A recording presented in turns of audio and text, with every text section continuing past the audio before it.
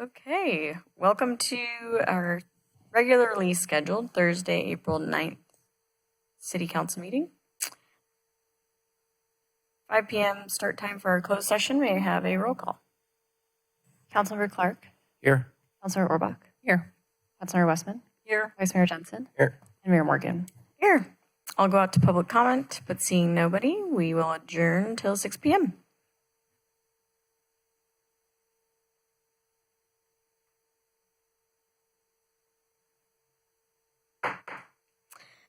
Good evening. We'll call to session this regularly scheduled meeting, April 9th, 2026. May we have a roll call? Councilmember Clark. Here. Councilmember Orbach. Here. Councilmember Westman. Here. Vice Mayor Jensen. Here. And Mayor Morgan. Here. Would you all please join in the Pledge of Allegiance?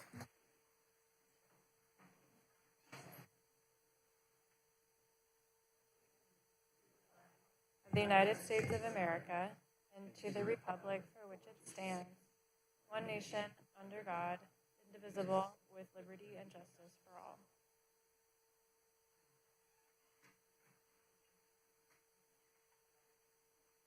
Great. Thank you. Do we have additions or deletions? Staff has no changes to the agenda this evening. Great. Thank you. We've got a couple presentations this evening. The first one is a proclamation declaring April 2026 as the Arts, Culture, and Creativity Month. So this marks the 8th annual statewide celebration, first established by the California legislature in 2019. The city of Capitola recognizes that arts, culture, and creativity are essential public goods, vital for the health and growth of thriving communities. As arts, culture, and creativity shape neighborhood character, attract tourism, foster civic pride, and contribute to public safety, as well as social well-being. Collective efforts at the local, regional, and state levels promote innovation, prosperity, equity, and enrich the lives of all Californians. So I, Margaret Morgan, the mayor of City of Capitola, do hereby proclaim that April of 2026 as the Arts, Culture, and Creativity Month. And I encourage everybody to join me in that celebration. I think Nikki has a few things to say. Good evening, Mayor, council members. Thank you very much for this proclamation. I am here to accept it on behalf of Jim Brown, who is the director of the Arts Council, Santa Cruz County. He was planned to be here, but unfortunately has been having terrible car trouble all day. And so wanted me to just make a few comments of gratitude. So the Arts Council, Santa Cruz County, mission is to support artists and arts organizations that fuel our county's creative economy. Arts, Culture, and Creativity Month is a perfect time to remember the important but often overlooked role that the arts plays in our lives. No matter who you are, consider all the ways the arts touches your life, whether you listen to music in the car, stream videos at home, hang art that inspires you on your walls, attend concerts, plays, or gallery openings. Our lives are richer because the arts exist. And so thank you to the city for joining the state of California, all the jurisdictions in Santa Cruz County, and cities and countries across the state for proclaiming Arts, Culture, and Creativity Month. Great. Thank you so much. Thank you. You're going to receive this? Okay.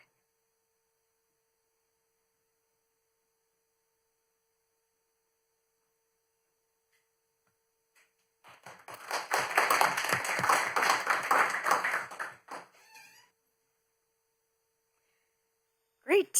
Oh, yes, I'm on. Okay. Another great thing to celebrate. This is the Meals on Wheels 50th anniversary in conjunction with working with Community Bridges. So Meals on Wheels for Santa Cruz County celebrates 50 years of providing nutritious meals and friendly human connection.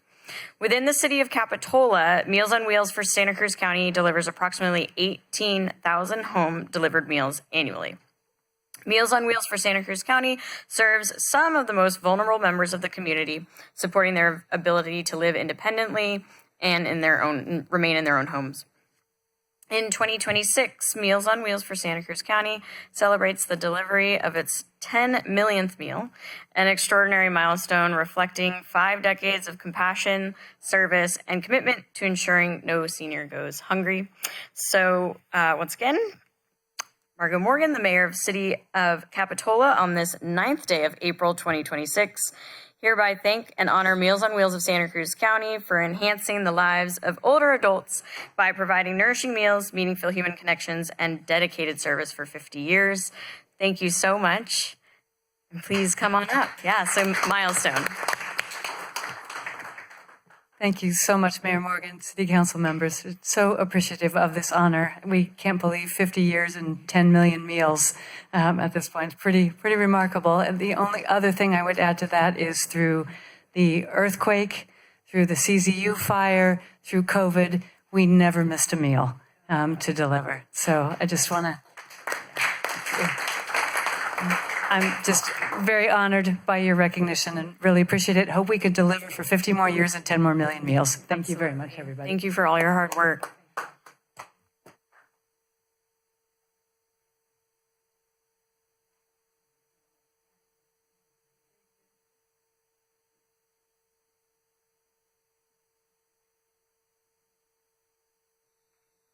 All right, that will bring us to our report on closed session. Thank you, Madam Mayor. The City Council met in closed session earlier this evening to discuss the 3 items listed on this evening's closed session agenda. As to items number 1 and 3, there is no reportable action. As to item number 2, the City Council voted 5-0 to authorize the initiation of litigation, the details of which will be forthcoming. That concludes my report. Great, thank you. Additional materials. Staff received additional materials and distributed them to the council and the public for tonight's meeting. Item 3A, 1 email was received. Item 6, 1 email was received. Item 9A, 6 emails were received and staff released a memorandum. And for item 9B, 2 emails were received and distributed for tonight's meeting. All materials are available for public review online and in the back of the room for public materials. Great, thank you.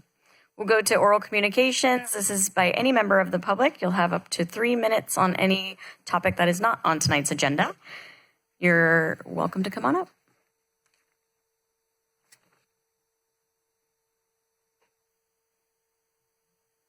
Hi.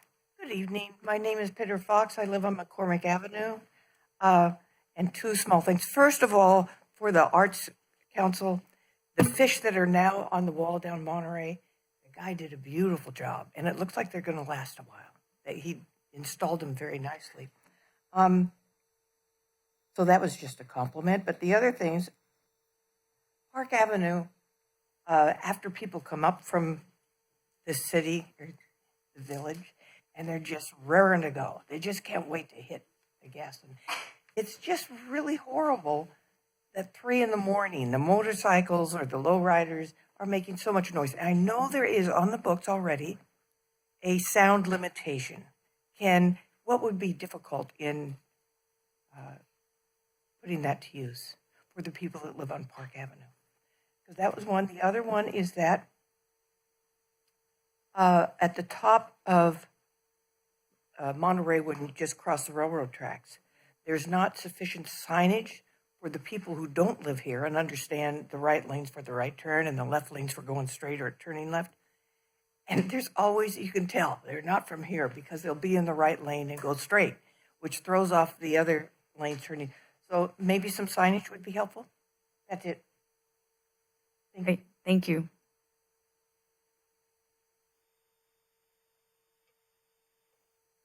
All right, next. Come on down. Welcome.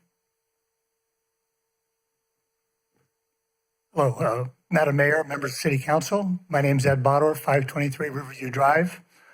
And I'm excited this year. It's an election year, and for the City of Capitola, it's a big year because there'll be 3 seats offered this year. And what makes it unique this year is that 2 of you don't have to run. 2 of you have restricted licenses. The only thing that Joe has on his record is he's a nice guy. So I'm looking forward to the election. The thing is, I see an election as kind of an evaluation of the citizens about how we're doing. Actually, not how we're doing, how you're doing. And the sad part is, and I don't think a lot of people in the town know this, is you just successfully passed a 10-year, $20 million tax bill, and yet the city's broke as a joke. I think it's the most broke it's been since I can remember. And yet we sit here talking about projects like roundabouts. I was a proponent of the roundabout. It was about 12 years ago. And that roundabout was supposed to go at Gales because it was a parallelogram and it was the right intersection for the right project. And now I hear talking about a roundabout at the wrong intersection that has been butchered so many times. First of all, you put the first correction project, that didn't work. Then the recorrection, which cost the city $100,000, but I'm over the $100,000. But the ludicrous price of this roundabout in the wrong location is ridiculous. So, and the other thing is, I think that you need to really stop and take a break and realize what the citizens have been through regarding traffic. Through no fault of your own, the Caltrans decided to do the Capitola overpass, which crippled us for 2 years plus. Then the Pete's intersection crippled us for another year. And then the cut rebar over on Stockton Bridge made it even worse. So I think the one thing you look at is stop spending money, start thinking about revenue, and start thinking about, how we can get back on track. I remember that I got together and passed a measure F, tax measure, to generate $10 million to rebuild the wharf. And halfway through that, the wharf crashed through the storm, and thank God we had the tax measure to fix it. Problem was, you started the new tax bill, cut my 10-year bill down to 7, and the $3 million that went into the general fund never put a restaurant on that wharf, which is sad. Because if you listen to the citizens of Capitola, even though the wharf is fabulous, sturdy, wonderful, can't go out there and have a cup of coffee in the morning or breakfast. But for now, the most important thing to remember is you're broke.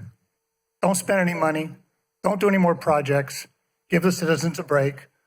And I'm really looking forward to the election. Thank you. Thank you. Any other members of the public wish to speak?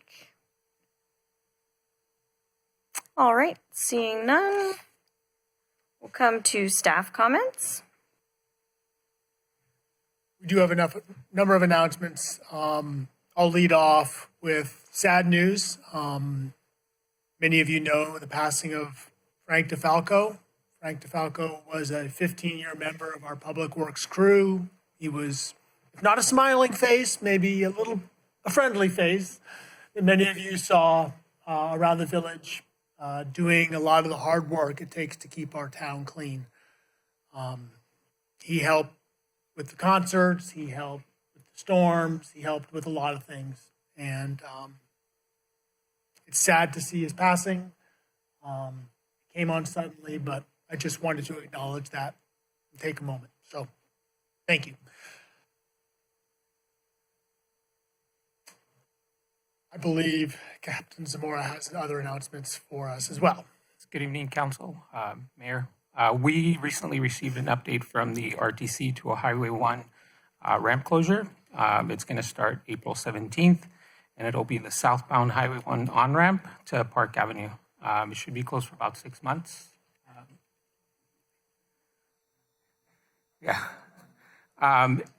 And that's going to be the ramp that runs along McGregor. To be clear, that's not a City of Capitola project. We're providing this as a PSA just to let everybody know. So the on-ramp, the freeway work continues to impact us. You should always check the RTC's website, Caltrans, for more information. We couldn't find this on their website, so we wanted to make sure folks were aware. Any other staff comments? No? All right, we'll bring it to council. Clark? We're speaking on traffic. I want to remind everybody, all the folks, to go to the city website and to complete the 41st Avenue quarter plan. It's a quick survey. So it'd be nice to get a lot of input on that as we're talking about traffic. Thank you. Just want to report that I attended the Metro Board meeting on March 27th. We received an update from our Director of Planning and Development, John Ergo, on the Rapid Corridor project, where Metro was able to secure $27 million in grant funding for implementation of this plan. There will be improvements along the rapid routes to ensure fast and reliable services, safer access to bus stops, and improved bus stop amenities.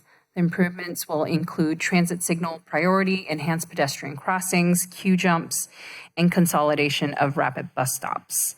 Just so there's no confusion, these grants can only be used for capital improvement projects and thus cannot be used for operational costs. The Friends of the Santa Cruz Metro are still out gathering signatures and hope to qualify for our ballot measure. But quite frankly, the process has been slow and it's looking like we won't get the signatures needed to qualify for the November election, but we hope to make the August deadline and qualify for March of 2028.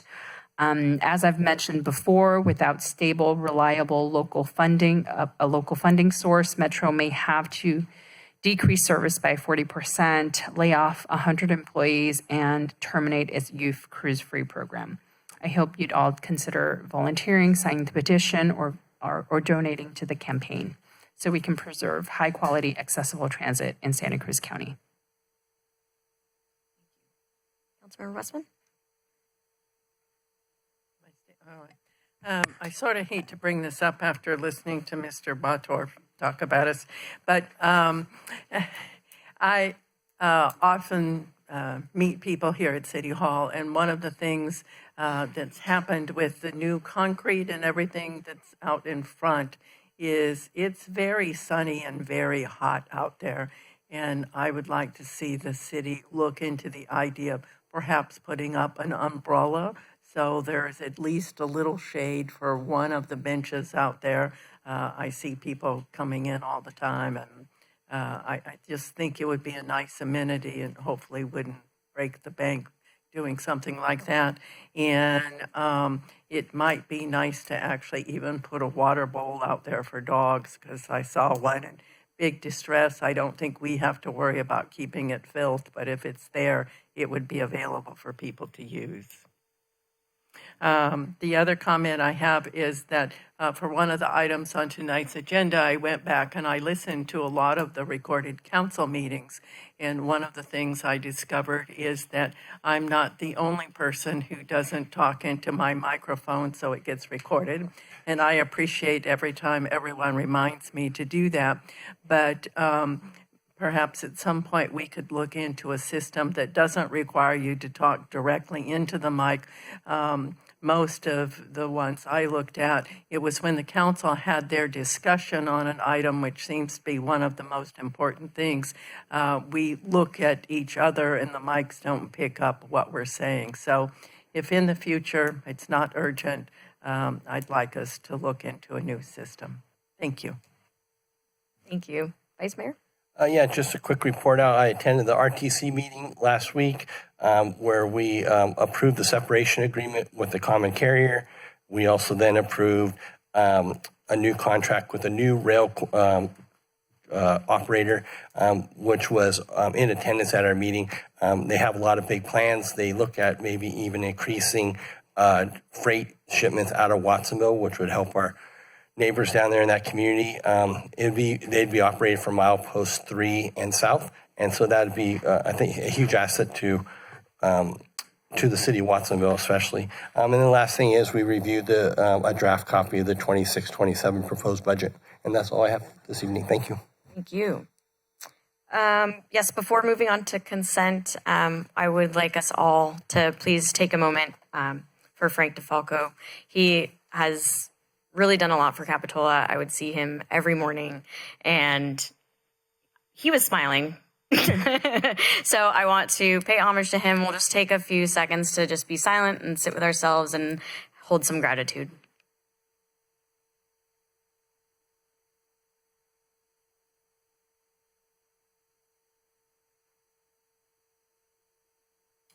Thanks to Frank for his years of service. I will take us to consent items. These will all be enacted in one motion in the form listed below, unless a council member chooses to pull an item. I can move consent items 8A to 8C. I'll second that. Great. All those in favor? Aye. Aye. Consent passes unanimously. Come down to general government, item 9A. Tonight, we're looking at the Stockton Avenue Bridge structural evaluation. We're going to receive the evaluation and provide direction. Good evening, Mayor and Council members. I have a few brief slides on some of the history of how we got here this evening, and then our project engineers are here to talk in detail about the findings of our structural evaluation. So in fiscal year 22-23, so several years ago, the city budget included $350,000 to evaluate debris diversion on the Stockton Avenue Bridge. In January 2023, you may recall we had some severe winter storms. We had some damage to the bridge from some debris hitting the piers. That repair was completed with FHWA funds, but also as part of that, State Senator Laird sponsored $500,000 for us to continue to look into the feasibility of debris diversion. And so in January 2024, we executed a contract with CSW to do that feasibility study, which came to the council in November 2024. That feasibility study had its recommendation to pursue bridge replacement. Coming back to council in March of 2025 with that contract amendment, council requested a structural evaluation of the bridge. That structural evaluation is now complete, and we have the findings of that this evening. Just some key takeaways. This was included in your agenda packet, but just for the general public, the bridge is approximately 93 years old. The deterioration that we have observed is widespread, so not isolated into a single area of the bridge. Repair would require significant reconstruction. It is not really a long-term solution, and replacement is the appropriate path forward here, as will be later described by our engineers. The funding towards this project is $850,000, $350,000 of which is that general fund allocation from 22-23, and the $500,000 in a grant from the Department of Water Resources. To date, $350,000 has been spent on that. That is the feasibility study from 2024, and then this evaluation from this year. And per the grant guidelines, those remaining funds are intended for design, environmental, and planning of a replacement structure. So the status from that report, this bridge remains in service today. It is not a immediate concern of failure, though the condition will continue to decline. And the next step in the process here is really getting this bridge listed for a preliminary design, environmental review, and then historic resources considerations. So with that, I'm going to turn it over to CSW, who is, again, our prime engineer on this project, and then Biggs Cardoza, who's the structural engineer on this project, to give us the findings.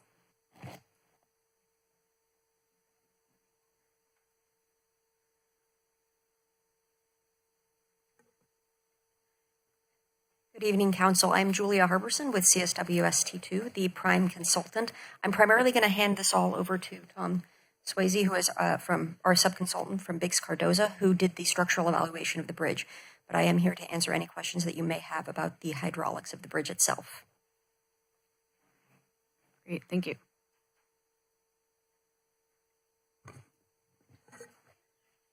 Good evening, Council and Mayor. Thank you for seeing us tonight. My name's Tom Swayze. I'm with Biggs Cardoza Associates. We're the structural engineers who evaluated the condition of the bridge. As Jessica said, the bridge is a 93 years old, a 1933 structure. First of all, our initial concerns with the bridge were talked about were hydraulic issues. We were brought on board to look at some of those solutions, and the structural evaluation came as a result of, justifying the need for either repair or replacement. Can you go to the next slide? So the hydraulic background, Jessica did mention that the 2023 storms caused some abutment damage and debris collection.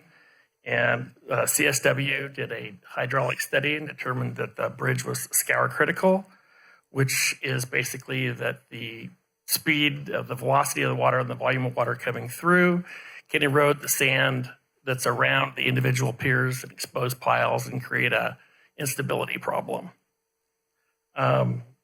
So based on the fact that all the hydraulic mitigations would be involved in putting piles in the waterway and extensive environmental considerations, we thought that we would investigate looking at whether or not the bridge was going to be able to structurally stand that kind of help. Next slide.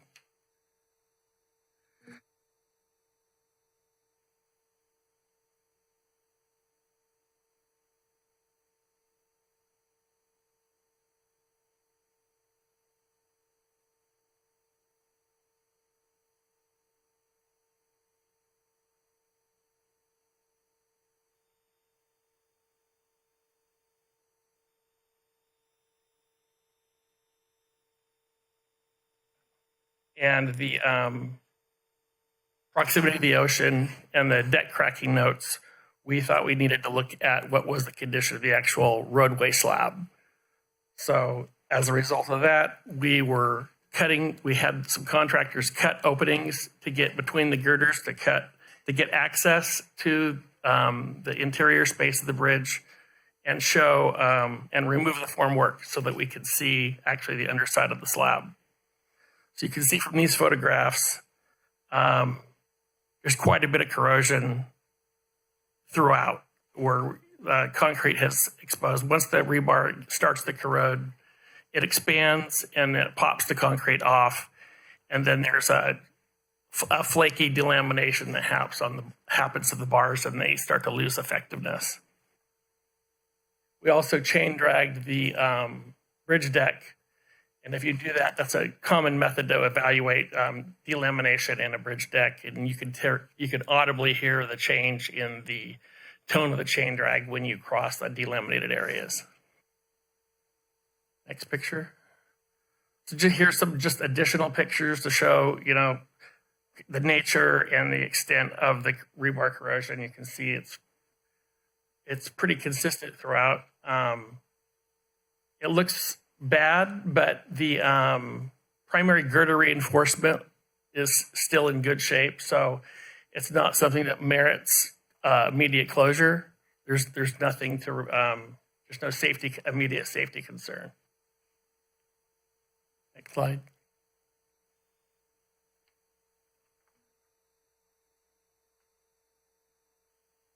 So with the openings that we had and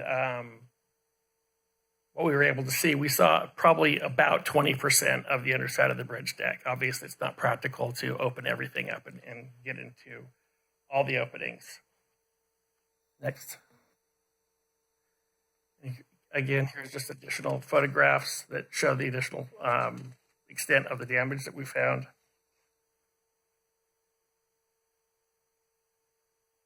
And you get to these kind of corrosions, and when you could repair rebar corrosion to a certain degree, but it's never as good as the original construction. So there's a limited lifespan on the rebar corrosion repairs, and from what we're seeing, it's to be an ongoing maintenance issue. The Caltrans evaluation reports rate the bridge deck as poor because of the surface cracking. But we believe that once they see the amount of exposed reinforcement and corrosion that's going on inside, that they're going to lower the superstructure rating also to poor, which would be an impetus for them to be funding replacement. The bridge is really an important link for this area. It's the only real crossing between here and Highway 1. So it's a very important structure for the area. It's with the structural condition that we've noticed and the bridge hydraulic conditions and the age of the structure, we normally expect a piece of infrastructure like this to last about 75 years, 75 to 100 if it's a good day. And this is 93 years old. So we're well into the expected service life of the structure. And the replacement process is an extensive process. There's many studies that have to occur, environmental studies,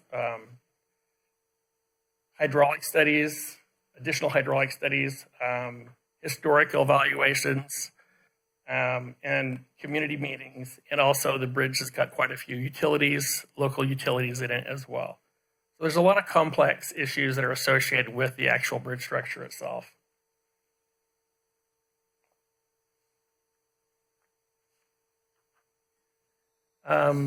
If we're talking about replacement, it's likely that the historical evaluation will want us to put something back that represents a likeness to the original structure.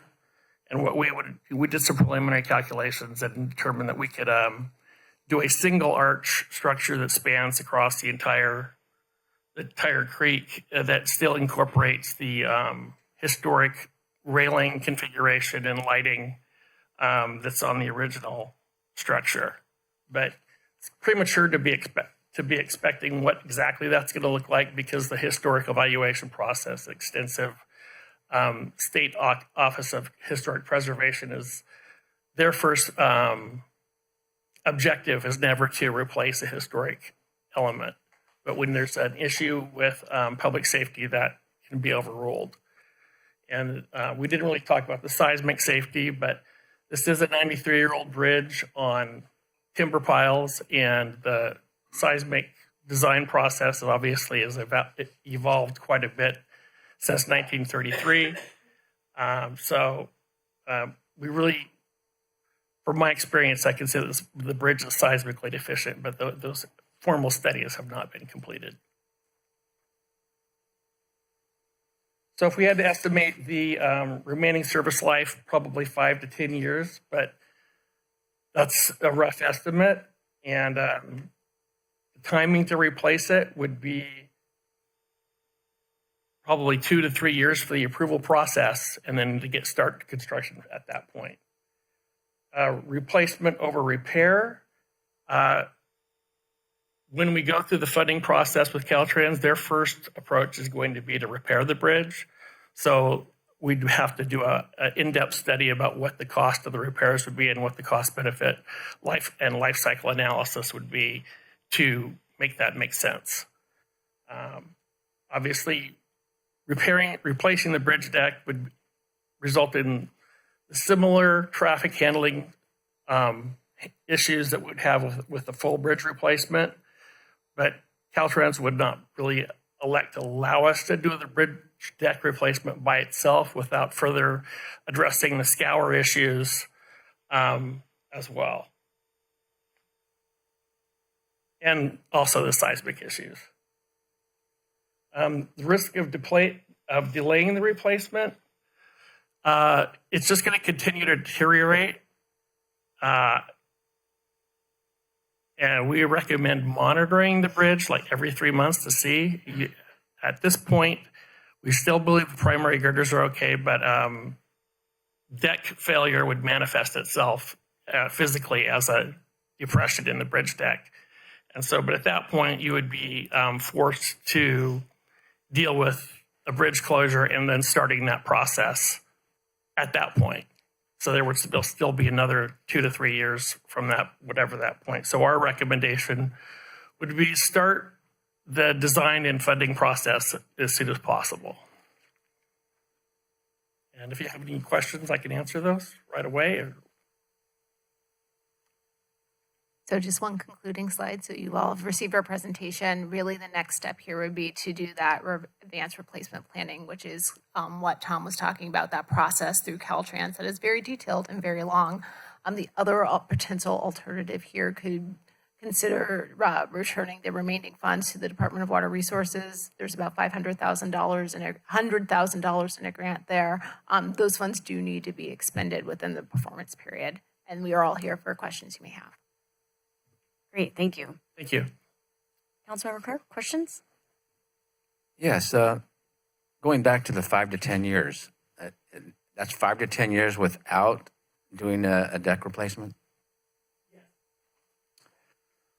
And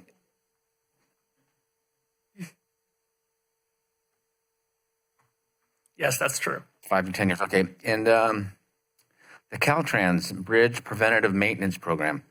You said that would be available to us, but then you said it wouldn't be because of seismic retrofitting?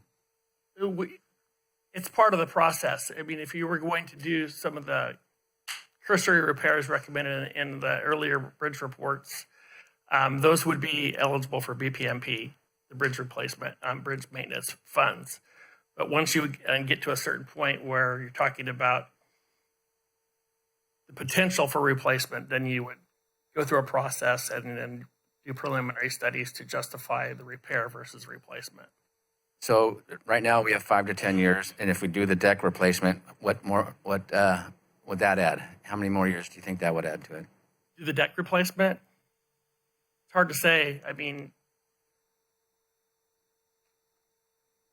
maybe the deck replacement would go concurrently with the scour repairs and seismic retrofit. So doing all those things, unlikely to be financially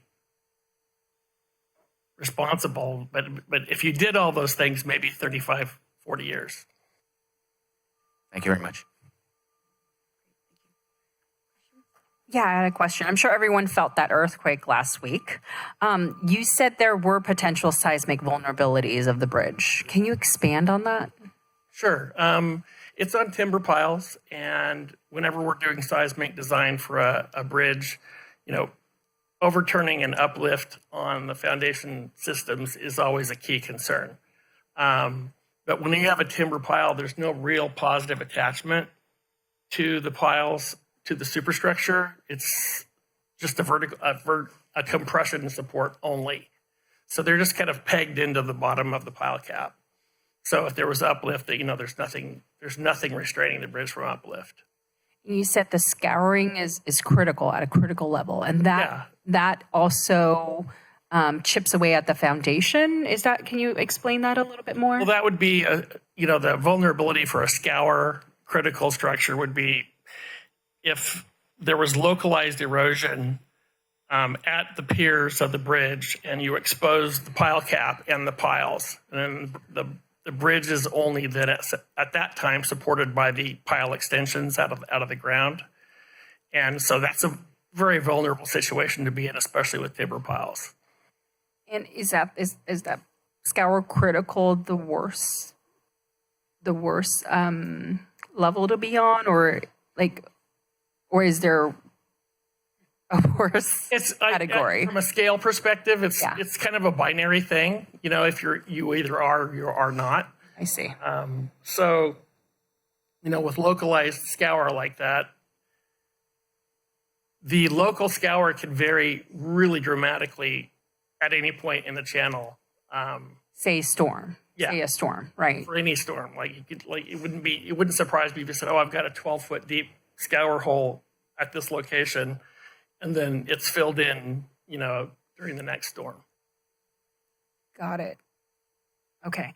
I do have a few more questions. Let's say, I know of the 850,000, we've used up 350,000, so that leaves us the $500,000 from Senator Laird, which is restricted funding. I understand we can't use this funding for the deck bridge replacement or any of the fixing of these problems, correct?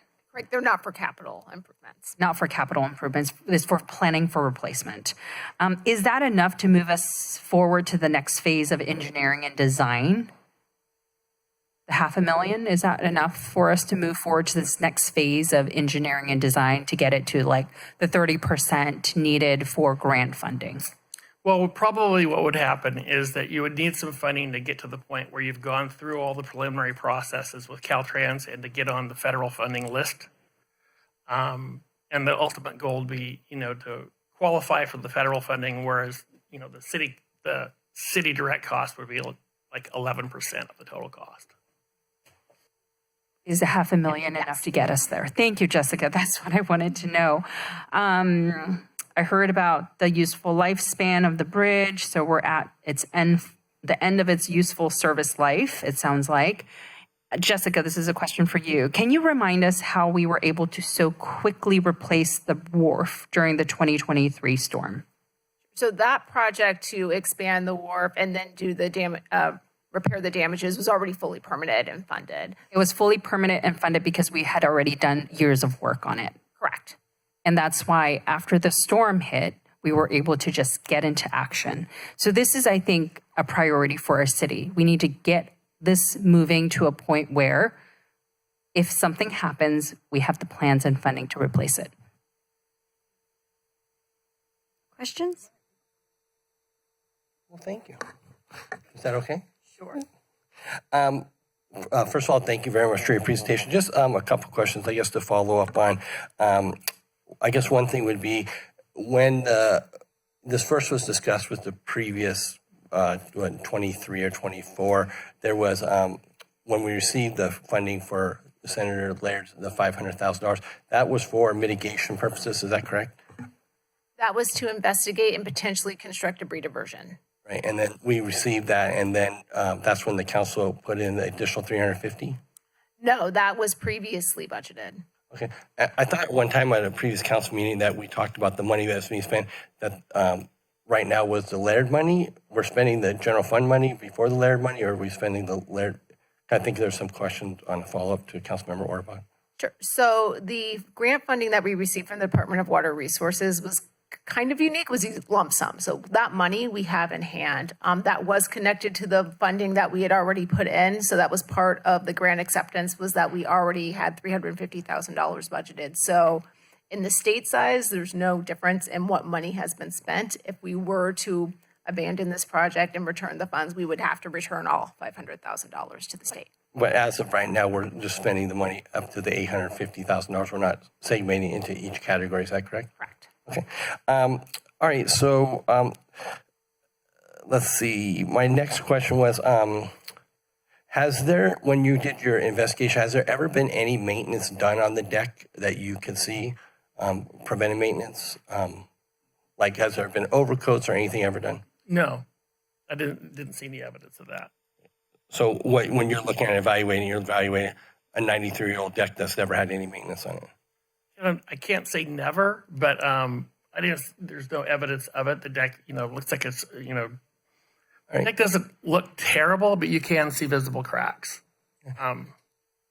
And so these are big decisions for us in front of council, which way to proceed and everything. And I think some of the clear things are for us to look at is like costs, right? How are we going to afford this and stuff like that? So I haven't heard a number, like what does a total bridge replacement, just stabbing in the dark, what is a total bridge replacement like this could it potentially cost? Yeah, go ahead. So when we did the debris mitigation feasibility study, and we basically put a ROM cost to each of the different measures that we considered. Now, this was to be understood to be a couple of years ago, and construction prices have significantly escalated since then, unfortunately. But at that time, we were estimating between 15 and 18 million for a bridge, and understand that construction costs have gone up significantly in the last year and a half. So that number would be higher than that. And that's bridge construction costs. What about engineering, permitting, and all that? Do we have an estimate? So it included, I believe, environmental permitting at the time, which is a rather costly element, but it excluded the design costs.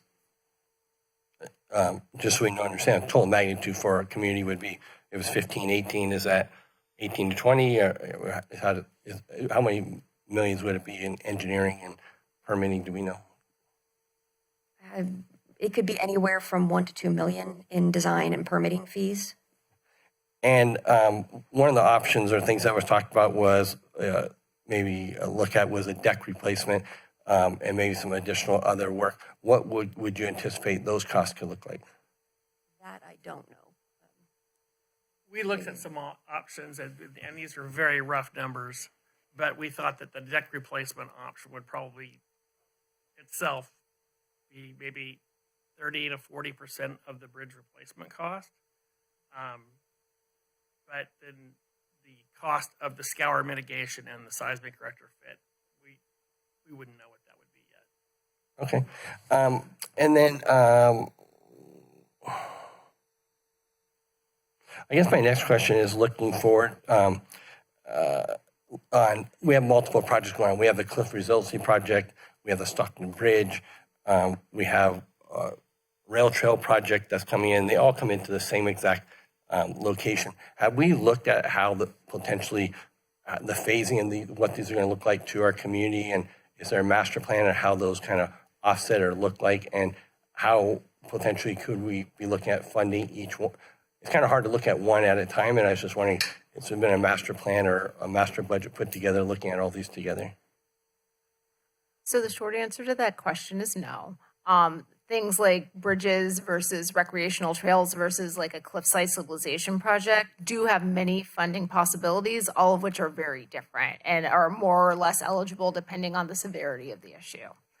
So it's very hard to coordinate three very large pieces of infrastructure in that way. I will say that we have moved forward with all of those projects in a way that seems that will be eventually fundable, but are they coordinated as like one master planned project? No. And some of those you're fabulous at writing these grants, but a lot of times there's matching funds that the city has to put forward to be able to get that. Have we anticipated what those look like?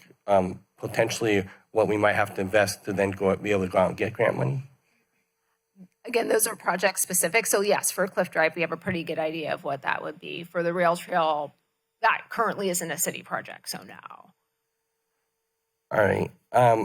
It seems like it's going to be a major impact. And so I'm just trying to understand, from how do we not create, Murray Street Bridge 2.0? It's a good way of looking at it and looking at what steps can be taken. Is there a way, some mitigation work to be taken care of now on the bridge to pacify us through, and that we did some cliff resiliency, or, the trestle project came into play and was an opportunity for transportation, multimodal transportation, and keeping the community together. And then my last thing is looking at community outreach, and I appreciate this meeting. I think we had, as a council, another one of these, but do you also propose that one of the steps would be like an ad hoc group put together of looking at with our BIA and the chamber and everything, and how we're going to be able to support when these projects, especially a Stockton Bridge replacement, what does that look like for our community from that standpoint, from a business standpoint, and then also from a tax revenue perspective, the loss of what that's going to look like.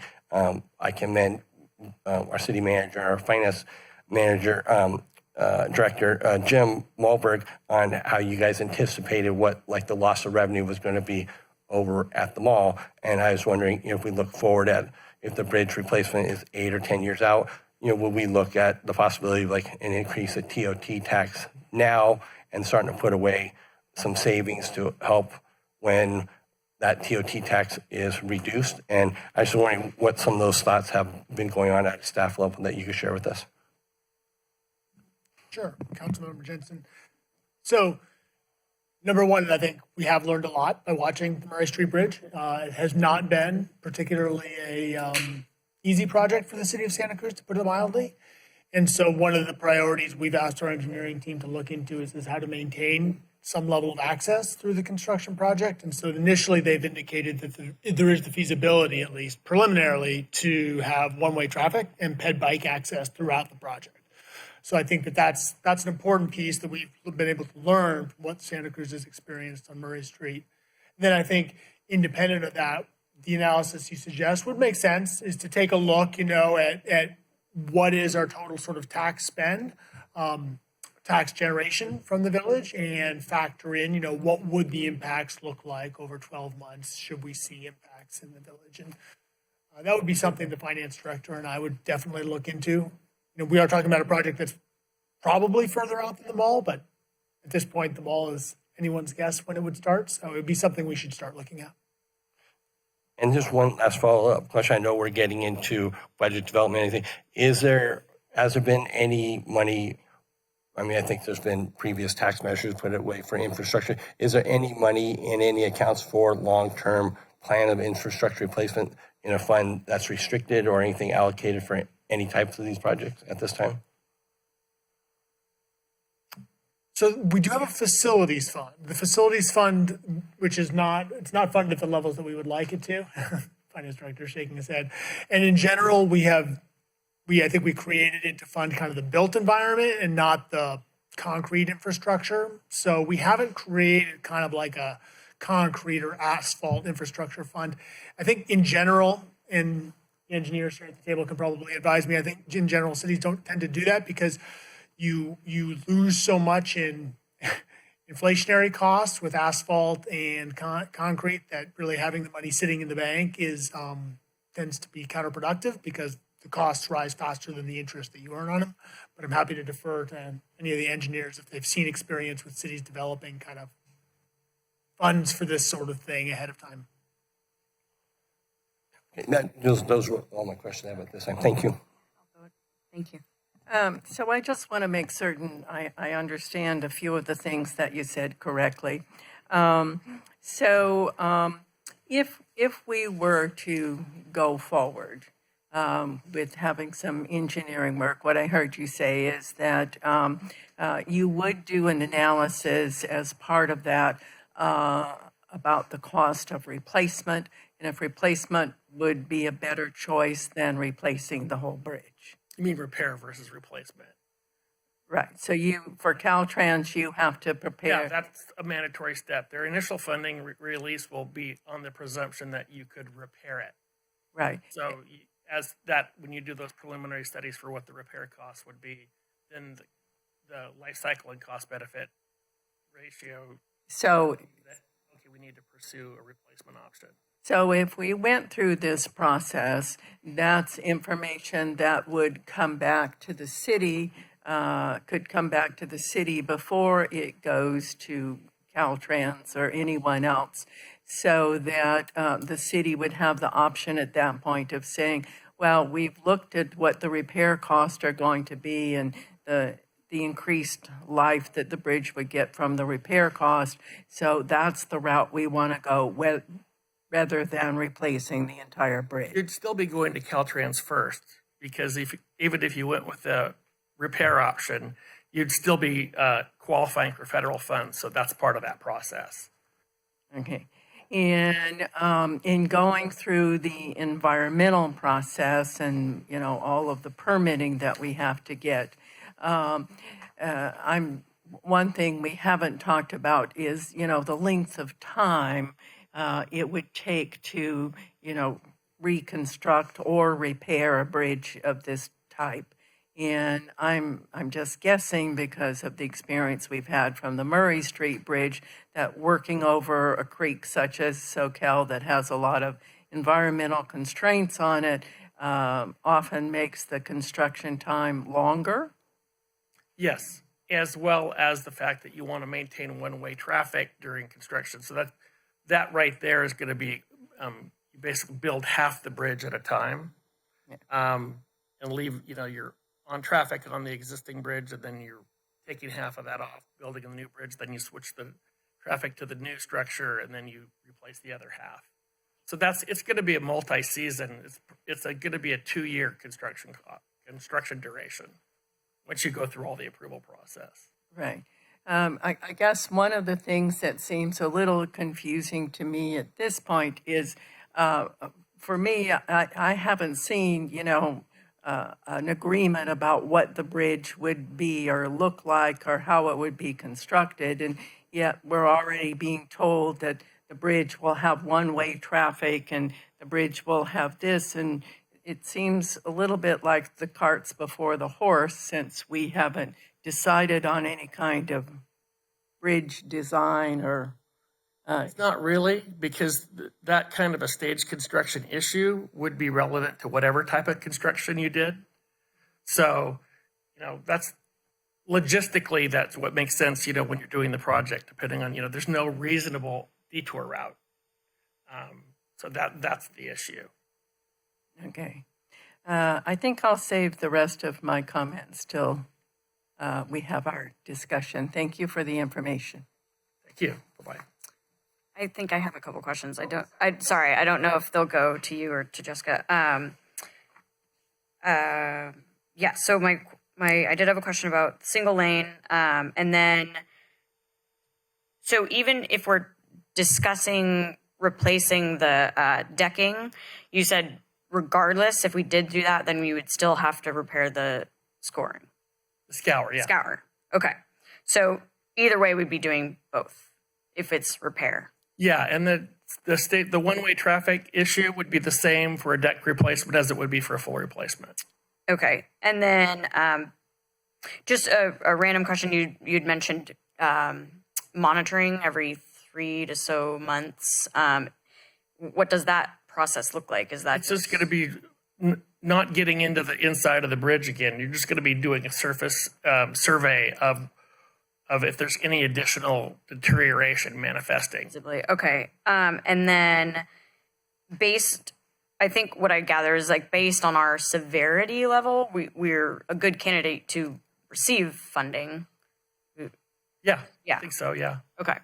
Okay. I think those are my questions. Yeah, you have a follow up? Yep. Yeah, just one question is more to staff.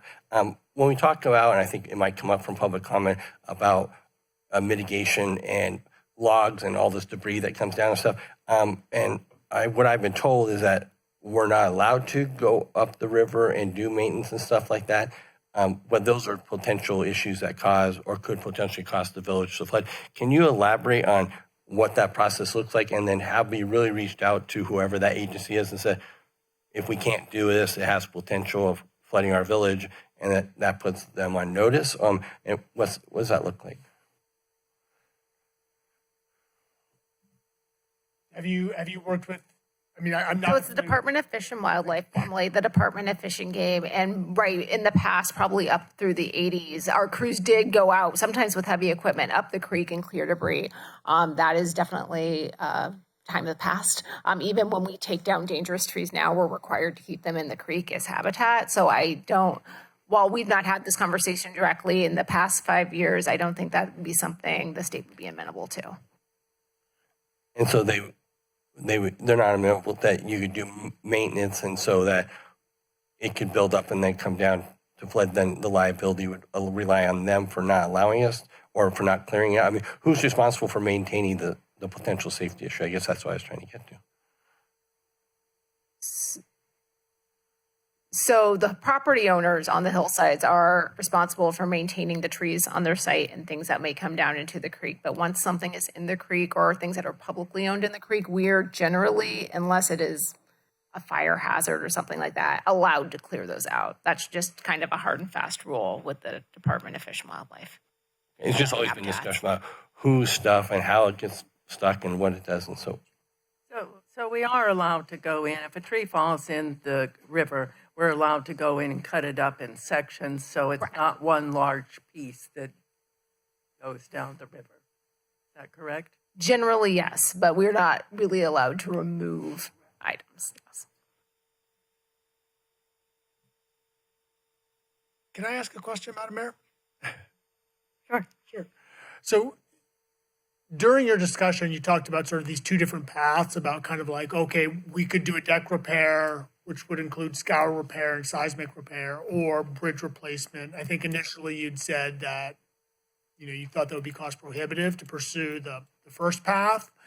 Can you talk a little bit about how each one of those paths would be funded through Caltrans? What I'm asking specifically is, my assumption is that you'd need to do some level of analysis if we were going to do either path to determine that it was viable or the best option. And if it wasn't, presumably it wouldn't be Caltrans eligible for funding. Can you help me with that? It's federal funding you're trying to get, right? So it's Caltrans is just facilitating the process. So to fix the bridge for scour, I mean, it's always an onerous project for a local agency to take on full cost of anything like that. So you'd be looking to be qualifying for the federal funding. I think you guys are highly likely to get it. But that's the process that has to be gone through, especially, have to do a preliminary size analysis and what the retrofits on those piers in the water would be. Thank you. Great. Thank you. Thanks so much. All right, we can go to public comment on this item. Anybody wish to speak, they'll have up to 3 minutes. Come on down.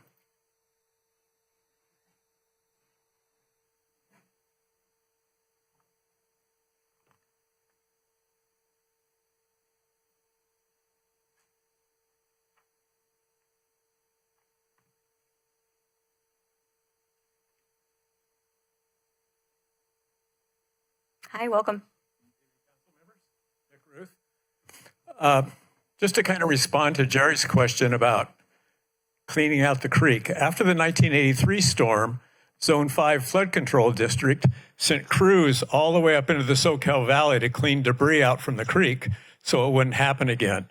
So we all pay tax money into Zone 5 Flood Control District. Maybe the city could contact them and they could do that again.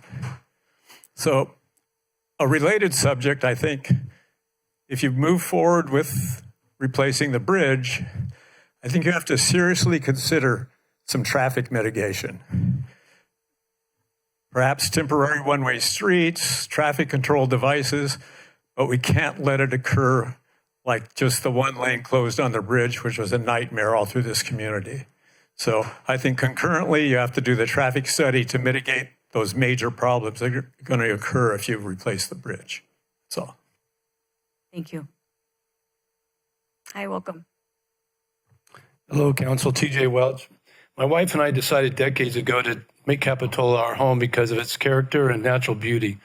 But a look beneath the scenic and surface reveals a city struggling to maintain its most basic foundation and responsibilities.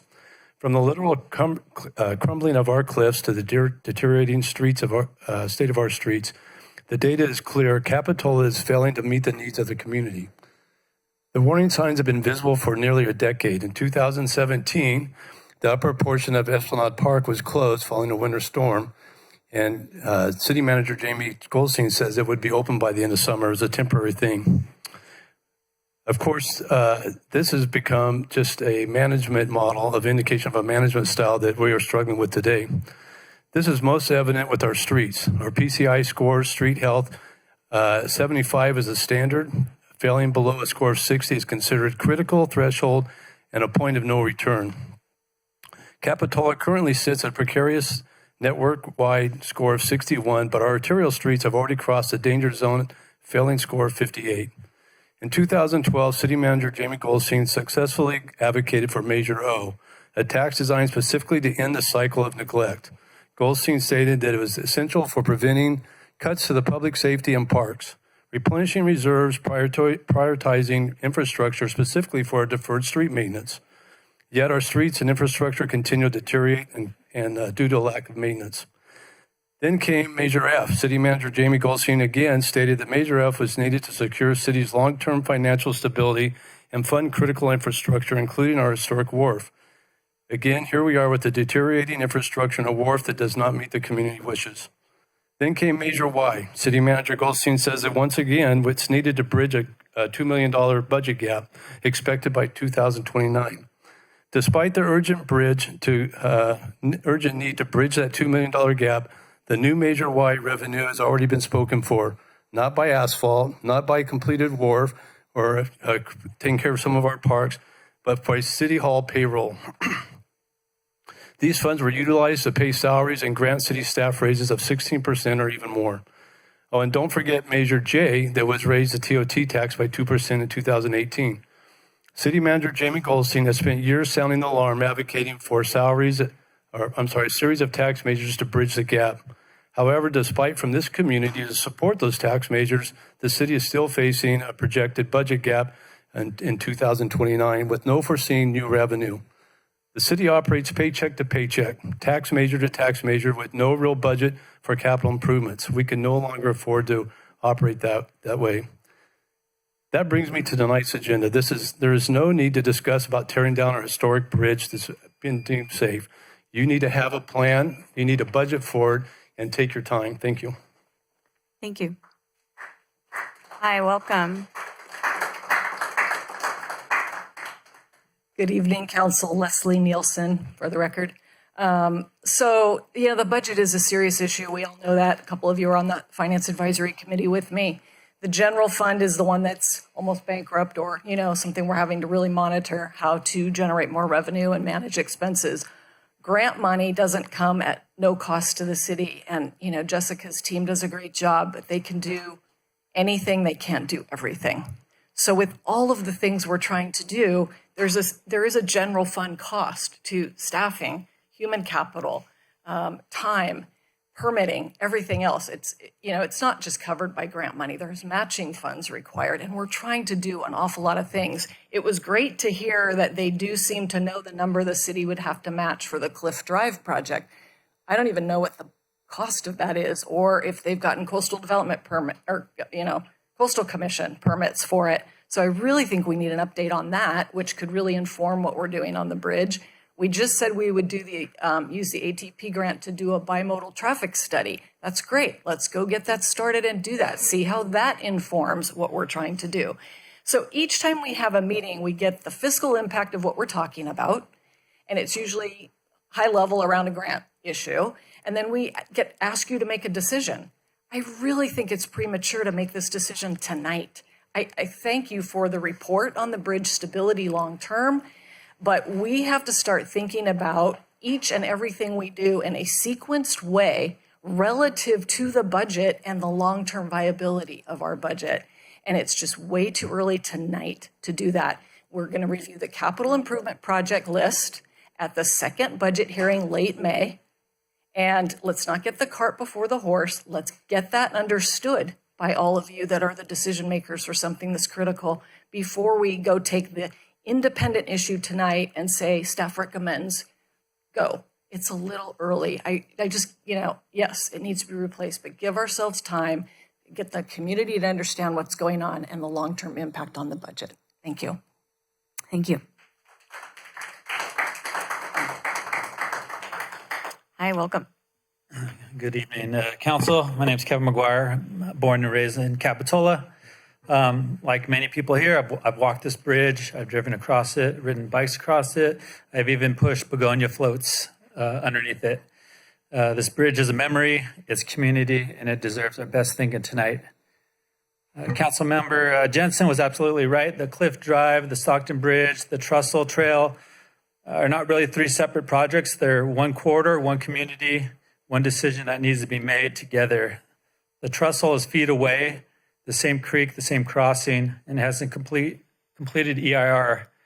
There's ATP grants in place for the trail project, and there might be some leftover funds. So how can we look at the Cliff Drive as the primary feeder and look at maybe CEQA combination on these projects so we're not stuck like the Murray Street Bridge? We're going to have an alternative path to get across. Also, the proposed widening from 44 to 52 feet for just over 135 feet before traffic returns to the existing bottleneck. If we take that out, that could save over $1 million. So that'd be one thing I would try to call out to make sure before the design's locked in of trying to expand it to 52 feet. So yeah, if you look at how Cliff Drive comes down and then you're going to expand and come back down, just really inconsistent for bikes and pedestrians and cars. Yeah, so Capitola has one chance to get this right. The window is tonight. And yeah, I want to understand also if the replacement or the repair, if that would take as long as a replacement or less because it's less work, because there's only certain seasons you can work in the creek and everything. So they said 2 years. Construction always takes longer, it always costs more money. We can see that at the Murray Street Bridge. So we can plan and pump the brakes and take the time. Thank you. Thank you. Hi, welcome. Anthony Guajardo representing the BIA. We would just like to be included in any type of conversations about economic impact proactively as we discuss what closures would look like, as they have a huge impact, not only to sales tax, but to TOT would be a big issue as it would affect short-term rentals, as well as any business owners or any buildings for sale as leases come up. And if there's say a 2-year closure or looking like that, somebody may choose not to renew their lease on their retail or a restaurant due to the impact it would have on their business, which then leads to an increase of vacancies in the village. And I think the last thing we want to see is a bunch of empty stores or commercial buildings sitting because landlords can now not rent out their units because nobody wants to take it up knowing those closures are coming. So we'd like to be a part of any ad hoc committee or proactive conversations regarding economic impact that we can provide that can help get a better understanding of this. Thank you. Thank you. Hi, welcome. Good evening, Mayor and Council. My name is Tori Del Favro, and I live on Riverview Drive. I understand that these projects are independent. They're independent funding sources, but the community feels these projects collectively. And so as a council, I would ask for you to have a plan on how the community is collectively going to process and manage these projects and also pay for these projects to have a true understanding. So while you could say Cliff Drive, Stockton Bridge, 41st Avenue, Highway 1, these are all independent projects. The city's not running the RTC projects, but collectively as a community, we feel them all together. So there needs to be some understanding and some sort of playbook for the community so we can understand how the city of Capitola collectively partnered and is working these projects together, not independently. Thank you. Great, thank you.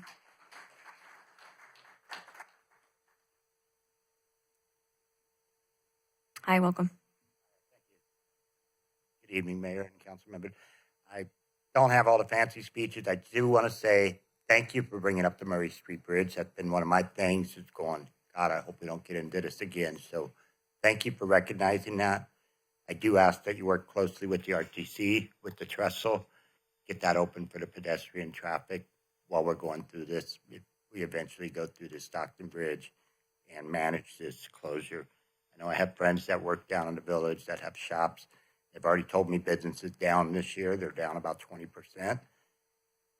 We don't need to jeopardize that anymore. We need to keep those people going, and we need to keep the traffic coming. So whatever it takes, we ask that you help support it. Thank you. Thank you. Hi, welcome. Good evening. I did appreciate the report this evening as well. I'm curious if we've considered getting a second opinion. It just seems that this was extensive, but I have a hard time believing that our only option is what was presented tonight, and maybe exploring some other options if possible. I may have misheard, but I thought I heard if we do the replacement deck, did we gain 30 to 40 years additional use out of the bridge? I thought that's what I heard. I just think that given the funding, the number of projects, there's a huge push right now to focus everything on 41st Avenue. I think that any possibility of impacting the flow of traffic down here is just going to be a huge fiasco. We saw what that was just for the couple of weeks while they were trying to do the bridge project itself.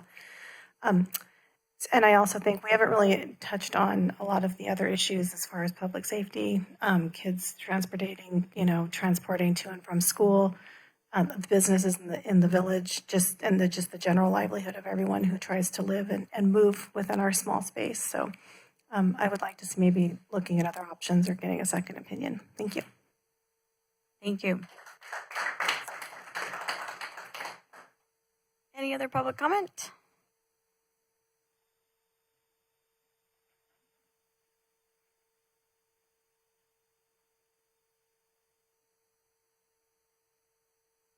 Good evening, Dave Fox. I just want to wonder, since this has kind of changed everything, is now a time for the city to go back out to bid to get another engineering firm to come in and say what they think are going to cost? I mean, I think these guys have done a great job, but I think it's in the citizens' interest to get another couple of bids. Go back out and ask. There's engineering companies all over the place, and find out what other engineers think it might cost us. And that's my only thought. Thank you. Thank you. Hi, welcome. Hey, how are you? My name is Corey Silva. I live in the Joe Box with my beautiful wife, Shauna. And I wanted to express my gratitude and ask for a favor. So my 82-year-old mother calls me once in a while and she says, hey, there's some paint chipping off the house. I called somebody up and they came over and said it's going to cost us $20,000 to get a new full paint job for the entire house. I am so grateful for Councilmember Westman, Councilmember Jensen, Councilmember Morgan for asking additional questions. And I just want to reinforce what we've heard from other citizens, which is let's get some additional opinions and some additional looks. And the favor that I would ask Councilmember Orbach is specifically, maybe instead of just cheerleading a $20 to $30 million spend, you would also ask some really specific questions on how we do this more efficiently and save money for the taxpayers. Thank you so much. Thank you. Anybody else wish to speak? All right. I think we can bring it back to council for deliberation. Ms. Westman, would you like to start? I will start. Well, I was actually very happy when we got the report about the bridge to realize that fire trucks can still go over it. We're not going to have to close it down in the next couple of weeks. And so we have a little bit of time to figure out what we need to do. And for me, I think there is actually a place for a bit of a compromise. We heard earlier tonight that the city has major financial issues, and I think that is correct. We do. We need to look at how we're going to balance our budget.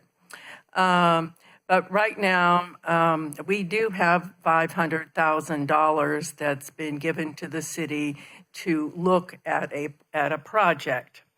And for me, the problem is I don't think that we have enough information to tonight say, yes, let's go forward with a plan to replace the bridge. So, where I think the city needs to be is that we need to look at how we can use this $500,000 and come up with a plan that has points in it where there's a thumbs up or a thumbs down. For example, we heard tonight that part of the process of doing this is there's going to be an analysis looking at repairing the bridge, and there's going to be an analysis looking at replacing the bridge. And those two analyses are going to come up with cost. They're going to come up with what we get for our money, what would be the additional lifespan of the bridge if we did the deck and dealt with the scouring, what would be the cost and the lifespan if we replace the bridge. And so I think we should look at spending some of the $500,000 we have to start the investigation of what we should do next. But when we do our contract to spend it, there needs to be places in there where it's going to come back to the council. The council can give it a thumbs up or a thumbs down. Let's quit right now because we don't want to go any further, or let's keep going. There needs to be places in there where we're going to have scheduled sort of community meetings with our community so that we can talk to them and say, okay, we've reached point C in this plan. Let's talk about if we want to go forward or we want to stop. And I know it's a little early in the process, and I usually would wait later to do this, but I did sort of work on a draft motion that I thought might help us focus a little bit on what we want to do. And if I was going to make a motion, I would include something like, the contract would provide for the city council to see, have preliminary plans and analysis done of multiple bridge replacement options. Those options should include, information about, bridge style, width, constructability, along with associated cost estimates, potential grant opportunities, and anticipated, construction timelines, environmental constraints, and permit requirements, and looking at, the historical alternative, analysis of the bridge. I think this is a decision that's so big that it can't be made in one meeting like this of saying, okay, we're just going to go balls to the wall to replace this bridge, or or we're going to, repair the bridge, and that's what we're going to do. We need a methodical process that we're going to go to figure out what our end result is going to be. As I said, we need information about replacement of the bridge, information about what would happen if we retrofit the bridge, information on what the environmental issues are going to be. And I think that, if there is, a decision to enter into a contract, because to be honest, I'd like to spend the $500,000 we have to provide information to us so we can make a good decision. And if to meet the grant requirements, we have to decide tonight our only option is going to be to replace the bridge, then I wouldn't be for that, because I'm not to that point yet. I also think that at the same time we do this, we need to have a realistic plan from our staff about what is going to happen to the Capitola trestle, because no matter what we do on this bridge, traffic's going to be a nightmare. We need pedestrian and bicycle access, and so that needs to happen at the same time. Staff needs to come back with us. If they came back with a contract and said, we've worked on this contract, so we'll start this process. Here are your bailout points, if you want to call them that. We could move forward while we gather information, so we make a decision based on facts. I mean, not to speak badly of the engineers, because you have a great reputation. We do need more information right now. So my compromise would be trying to work with the council to come up with a plan that we can start the process, but it's not a completed deal. And I personally don't know if that kind of arrangement works for us to spend the grant money that we have. I think that's something that, staff would have to validate. But certainly our intent would be to go forward to get information so we can make the best decision that we can make for our community, and let the community be involved in making that decision. So that's sort of where I am. Would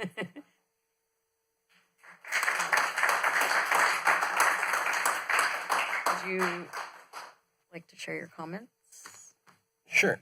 Was that a motion that you'll abbreviate later then? Or are you going I do. There's probably a phrase we'll leave out, but other than that. No balls to the wall motion. I do have a motion read out, which I can read and make a little later. Or I can do it now if you want. I think you'd probably like to share. And yeah. Perfect. Sounds great. So I just wanted to think one thing. I've been giving this a lot of thought, and I said, and it came to me. I wrote this down. I just wanted to use it as I reflect on making a decision. Measured process is not a delay. It's responsibility of governance. And so I think it's really important to go slow and understand where we are. I went back and watched the previous council meetings, and it seems like to that council's defense, they didn't have all this information. So it's starting to trickle in, and it's starting to become a little bit more clear on what some of these results and those findings are. Adding on to what Councilmember Westman said, we just had a meeting last last week or whatever it was, and we talked about what our goals are. And I think 3 of the council members' goals were highly talking about the Capitola Trestle and having that as a viable way for commuting and alleviating some of the traffic. And then we start to get these reports on the bridge, and we have the Cliff Drive. And so I think it's important, if those were our goals and we're in the middle of the budget process, those goals should be, highlighted, and those should be addressed at the same time. And then as we trickle in this other information, those goals might change and stuff like that. And then just the one other thing I hope that we can include in your motion would be to add in a part about having the staff as best they could provide us a master plan overview of what that corridor would look like. What is the timeline for the Cliff Drive project? I know there's 4 phases, and it's hard to speculate what that is, but to try to look at what does construction look like in our community for the next 10 years or 8 years, and what is potential funding that we should be looking at.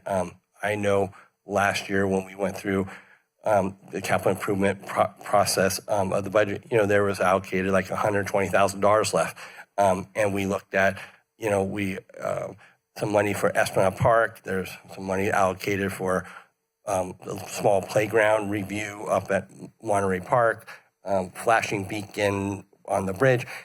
Some of these things are going to have to take a back seat to overall bigger concerns that we have, like a bridge in our community. And so pulling this long-range CIP, and especially in this corridor, will help us, I think, and help me be able to make a good decision on the steps that we're going to go forward. So hopefully you can weave that in there. So thank you. And those are all my comments I had at this time. Thank you. We'll go to this side. I think it's without saying, we all know that this is one of the oldest and most critical pieces of infrastructure in our city. It's also one of the most hazardous flood zones, given that it gets coastal flooding from the ocean, wave action from storms, and flooding from Soquel Creek. And I just want to answer some of the questions some of the residents had about, having a second opinion, having more peer review. This structural evaluation was just done, was peer reviewed by another engineering firm. We spent additional funds for a second opinion, and they came to the same conclusion. And we have spent $350,000 to date to get to where we are today. And that's the same conclusion we were at 2 years ago. So we've already delayed this by 2 years. And that conclusion is full bridge replacement is the most effective long-term solution. So I think to be effective leaders in this community, we have to inch our way forward to a project so that when emergency strikes, when something bad, really bad happens, then we can get to replacement sooner. Based on the analysis, which, like I said, has been peer reviewed, we have 5 to 10 years of life of this bridge left. And I think to be competitive with grant funding, I think it's smart to move forward with some level of design and engineering. And we're not talking about replacing this bridge in 5 years. This is going to be a really long process. I probably won't be here on council when that happens. But I want to make sure that we are moving forward, because it's important for the community. It's important to be proactive. It's important to consider, yes, all of the projects and how it all meshes together, but we need to move forward. Great, thank you. Well, listening to the engineer's report, which I really appreciate the engineer's report, but they say 5 to 10 years. We have 5 to 10 years that we need to worry about this. We don't need to make a decision today. I think our city and the whole county has construction traffic fatigue. Maybe we can wait until some other projects are done, the highway's done, Cliff Resiliency project's done, but we don't need to act today. If we were to act today, my view would be we have to think about historical considerations. I think it's totally been overlooked that they rebuild bridges all over the world. So I would really look forward to the city looking at not just with replacing the bridge, but just doing the full deck replacement and just slowing everything down. We have 5 to 10 years. Let's make the right decision instead of just rushing to judgment. So I'd like to leave it with that. Thank you. Can I just, I mean, it sounds like this bridge has got seismic vulnerabilities, and we are in a very earthquake-prone region. So yes, we have 5 to 10 years left, but the process of the engineering design, the reviews, all of the steps we have to take through CEQA, Coastal Commission, it takes years. So if we don't start the process now, by the time something hits, just like the wharf, we won't have the plans to build it quickly. And I think in that way, there will be greater impacts to the community. So I really want us to think about moving forward with some type of process. Yeah, my 2 cents or my understanding based off of, what has been said. I'm not interested in sending $500,000 back to Laird. I don't want to get that phone call. So I think there is discussion and there is talk of us moving forward in some capacity. I'm hoping that $500K can be utilized in that way, or I don't know how much of it's going to take, but I appreciate understanding a little bit more of sort of the either replace or repair, what may or may not have to be done. But I would prefer to see a little bit more like what the risk versus reward is on each choice.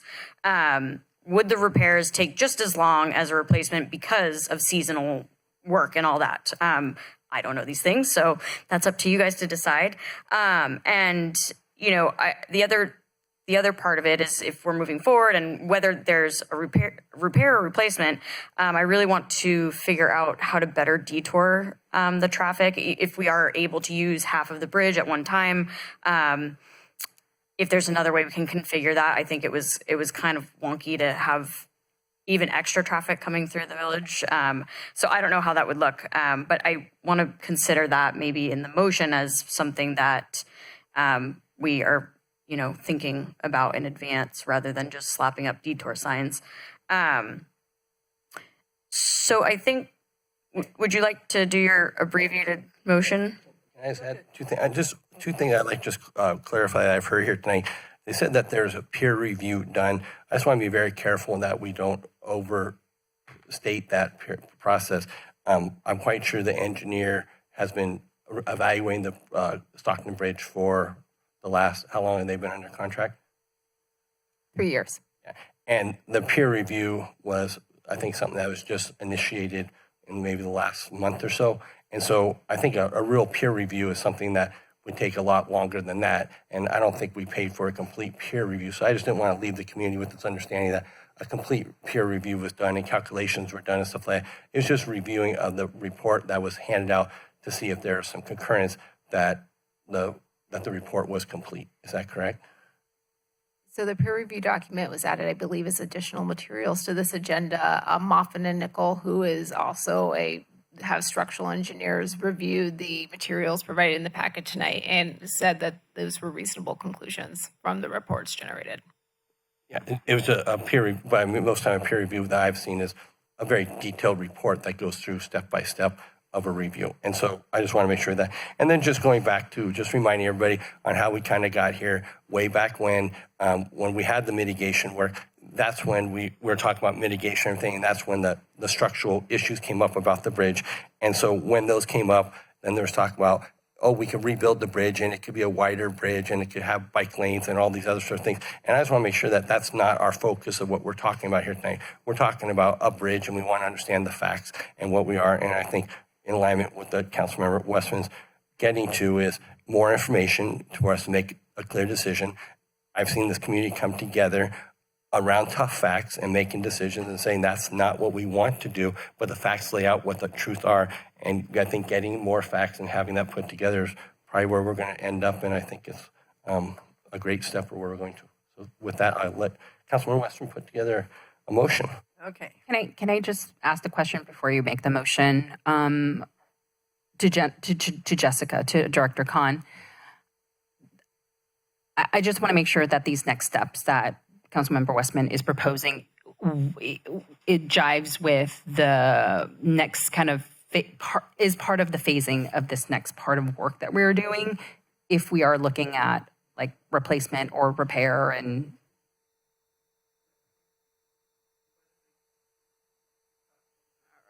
if that is okay with you, Mayor. Thank you. So the purpose of this structural evaluation was to just show what the actual physical conditional issues were for the bridge. We're not saying that we're jumping into a bridge replacement issue right now. What we're advocating is to start the process with Caltrans. They're not going to let you replace the bridge if a repair is more economical. So all the things that you asked about, different structure types, environmental implications, hydraulic implications, construction windows, traffic phasing, all those issues are things that come out in detailed study in the 35% design.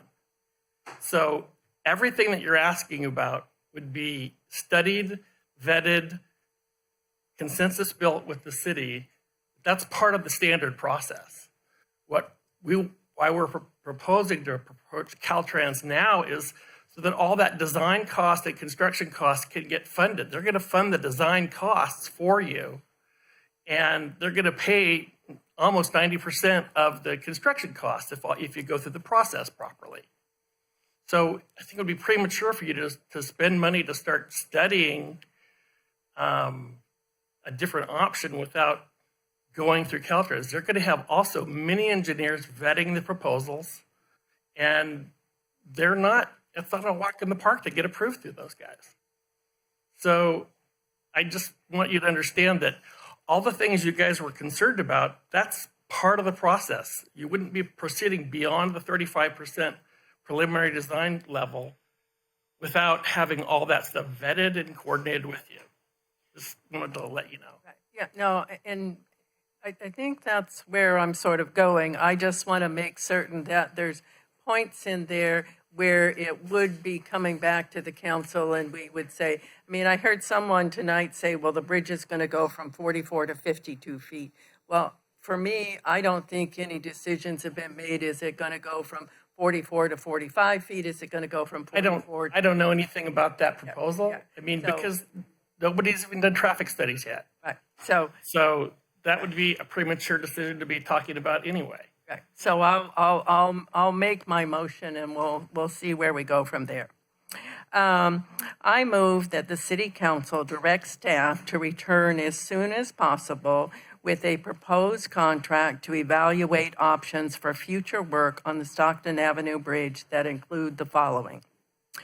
And I actually have a copy for you, Julia, of what I'm going to read. The contract shall provide the City Council with preliminary plans and analysis for multiple bridge replacement options. These options shall include variation in bridge style, width, constructability, along with associated cost estimates, potential grant opportunities, anticipated construction timelines, environmental constraints, permitting requirements, and a historical analysis. The contract shall also include evaluation of bridge retrofitting and/or bridge deck replacement alternatives. These alternatives shall include the same level of information provided for the replacement option, as well as estimates of the expected service life of each alternative.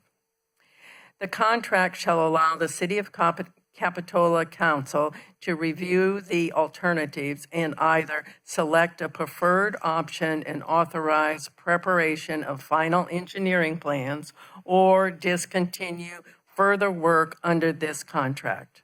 At the time these bridge alternatives are presented, staff will also provide the City Council with a realistic plan for evaluating the Capitola Trestle for the potential use as a pedestrian bicycle route during bridge construction in order to help mitigate impacts to Capitola Village during the construction period. Staff will need to verify this approach will satisfy the requirements of the grant recipients for spending the $500,000. And added at the request of Councilmember Jensen, provide the council and the community with a long-term plan for project development and implementation, and include a traffic flow plan for the project when appropriate. I don't think we need to do a traffic flow plan until we've sort of decided what we're going to do. So that would be my motion. I'll second.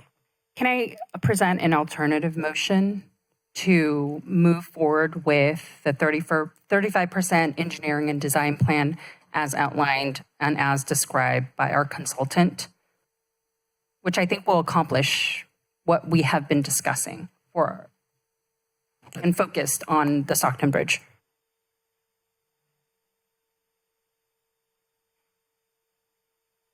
Do you accept?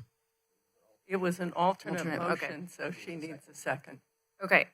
Well, all right, okay, so can I just ask you more in depth about what, because it does sound like we're getting at a design, right? For you. Right. My goal is that we start working on this process. It's just that we're not committed to any path yet.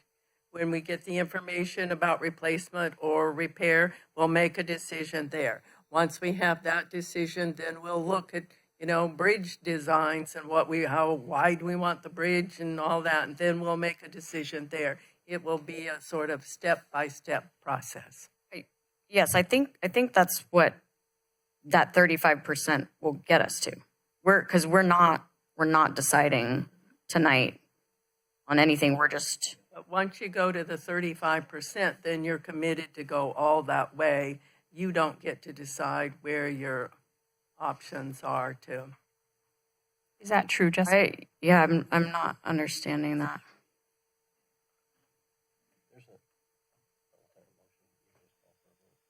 Yeah, so you can stop at 35% if that's what you elect to do. The whole purpose of the process is to be eligible for the federal funding. The historical studies, the different type of structures, all that stuff is part of that process. So at this time, I think we have an alternate motion. Does it have a second or?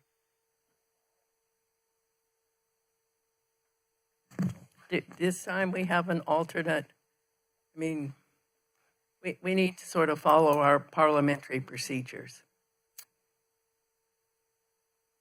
All right, I'm not going to second anything because I'm really confused. I think you're both saying the same thing. So if there's any other clarity or what is missing from, So my proposal, staff's going to come back with this contract to us. So if for us to approve it, and we'll get a chance to read it. If there's anything in there that we don't like or. I think what I don't like about the motion is just there are a lot of words. There are a lot of words in there that are like final design and, adding in, the trestle.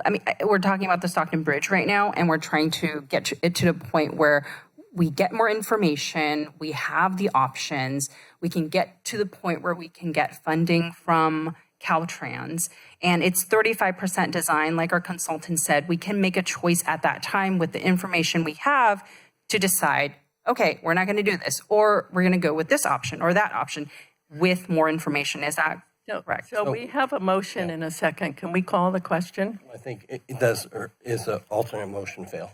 Is there a second? There was not a second. So that fails, and so we have a first and a second, and then we have a vote. Is that true? I would call the question, yes. Yes, Councilman Westman has called the question, and that causes the deliberation to cease, and it moves forward to a vote. Thank you. I just want to be sure that we're not losing anything by going in this motion. Do you know what I'm saying? I hear you. And as I said, the motion says that the staff is going to come back with a contract that, will be our proposal, and we can, vote on that at our next meeting, and everybody will get to see exactly what's in it. Okay, we have a motion and a second. May we have a roll call, please? Councilmember Clark. Aye. Councilmember Orbach. No. Councilor Westman. Aye. Vice Mayor Jensen. Aye. And Mayor Morgan. Aye. Passes 4-1.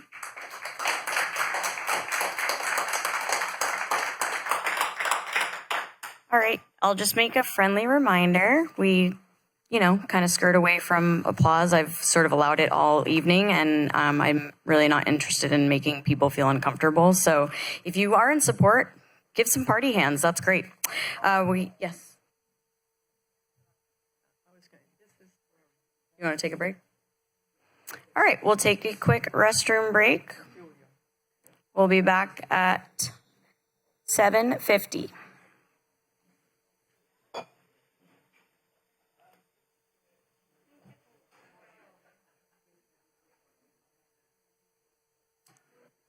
Welcome back. Yeah, no problem. Get that microphone. All right, we are going to reconvene. If you'd all take your seats. We are on to item 9B. It's the Grand Avenue Pathway Conceptual Design and Cost Estimate. We'll be receiving the design and cost estimate, and we will provide direction. Jessica, you're busy this evening. One more. Good evening, Mayor and Council members. We are here again to discuss the Grand Avenue or the Depot Hill Pathway. So for those of you just turning in, Grand Avenue used to be a traversable road up until the 1980s where erosion disrupted the pathway and the city converted it into a pedestrian trail. Since then, we've continued to have bluff erosion. In 2017, we had to close the northernmost portion of the bridge from Oakland to Hollister Avenues. And then more recently in the 2020s, we've had continued erosion where we've seen areas damaged, and currently the area from Saxon to Oakland Avenue is closed.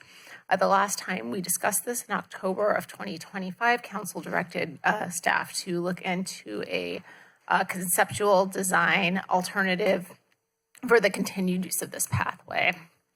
As a reminder, over the years, we've done several erosion analyses of this area. Last time we've talked about moving the pathway all the way to the property line. Currently, there are several encroachments into what was the road right-of-way and what that would look like for the longevity of the pathway. And while in general, we think it is going to last 1 to 10 years, there is portions of that pathway, conceptual pathway that is within that failure zone. So the project goal in developing this proposed pathway was to maintain ADA pedestrian access, improve safety long-term, so getting it away from those erosion areas, and providing a feasible interim solution while understanding this is an interim solution because of bluff instability. And there's really limited spaces due to setback, and then also that the construction of any pathway would really have to be limited to something we could do with handwork and has access limitations because this is the end of residential roadways. So the proposed approach has a 15-foot setback where possible, an asphalt pathway with curb and gutter, so that really controls the grading and directs the drainage in the area. Drainage improvements is included in that cost estimate in your agenda packet. However, the drainage improvements themselves have not yet been designed. That was not part of the conceptual contract. That would be in a following contract if we were to move forward. Vegetation and encroachment removal, some soil stabilization, which I'll get to in following slides, and then again, hand construction is incorporated into that cost estimate. So there's two areas we're talking about. The central to Saxon is the more stable area. That's where we've had less erosion and there's more of a setback. So that is reflected here. This is the conceptual plan where you can see there's quite a bit more bluff in the area from central to Saxon. When you compare Saxon to Oakland, this is a more active erosion area. That's where we are currently closed now and had those two sets of erosion kind of back to back. And that's also reflected in the proposal here from SSA, where we have to reduce the traversable area to 5 feet versus 8 feet in the other areas to keep that setback, and also incorporate some soil stabilization methods. So the approximate construction cost is about $220,000. This does not include permitting or CEQA, which is also a consideration, or final design, which is approximately $32,000. a coastal permit would be required. This really does have limited grant eligibility just because of the temporary nature of the facility. And again, there's the higher risk on one portion of there from Saxon to Oakland than there is from Central to Saxon. So key takeaways from the conceptual plan and estimate we got was again, interim solution, all in approximately $250,000 to $275,000 with the limited lifespan and varying risk. And really tonight we're looking for council direction as to whether to move forward with this project, which could be moving forward with design and permitting as included in that initial scope from SSA, considering closure of the pathway, and really considering what funding approach we would use for any kind of project. And with that, I'm available for questions. Thank you. You have questions? Yeah, I have just two quick questions. One, have we been in contact on the 300 block of Grand about if it did get moved back, what the feedback is from the property owners on it being retreated back to the property line? Any indication on potential issues with that? So from the onset of this project, the area from Saxon to Oakland had property owners that seemed to be in favor of moving this. The other block, they have been less communicative, and one of them particularly is against it. And just so I understand, or the community does too, the block that there has been some favor to, that's the area that has the biggest issue as of today. Is that correct? Correct, where it's closed today. Okay, perfect. And not to jump ahead to deliberation or anything, but one thing we're asking for direction tonight, I guess maybe to the city manager, is this something that can be also just put, we are going to establish a new CIP list. Are these projects like this is something that can be put on a CIP list for long-term looking at these and potential funding if all of a sudden a big donor came in, was going to take care of all our infrastructure? Is that another way of looking at this other than looking at these projects, in piece, like one piece as they come in through the city? Absolutely. I mean, I think that's really kind of the long-term intent behind the CIP is to identify all the sort of known city needs, and then the council gets to look at them holistically, prioritize, and staff has more guidance, certainly when funding opportunities arise, to see where projects have already been identified in the CIP. So that's definitely a place that a project like this could live if the council doesn't have funding for it, can't allocate funding for it tonight. And then just one thing, I want just to kind of step back to how we got here too, is that when the issue was brought up, we did have a group of community members that came forward, and I just wanted to take a second just to thank the ad hoc group. I think they had 8 to 10 meetings. They were very impressed with Director Khan, your engagement with them. They relayed that to me. They asked me to make sure that's relayed tonight. They appreciated the transparency in the process and all the reports you sent them and every question that they asked. And so they really appreciated the process. No matter what we end up with the decision making tonight, they just really appreciate the transparency. So I want to make sure that was clear tonight. And that's all my comments at this time. Great. Questions?